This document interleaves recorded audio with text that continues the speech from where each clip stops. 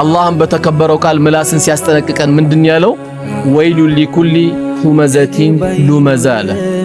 ወየውላቸው ሰው ለሚያሙና ሰው ለሚወጉ አለ። ምክንያቱም ምላስ በጣም ይወጋል፣ ሰዎችን ከሥራ ያወጣል፣ ትዳር ይበጠብጣል። በተለይ ሰምቼ ነበረ ሳሰማ አልቀርም ይመስለኛል እያልን የምናወራቸው ወሬዎች ብዙ የተስተካከሉ ቤቶቻችንን ያበላሹብናል። እና ይሄ ምላስ የሚባለው ነገር በጣም ከባድ ነው።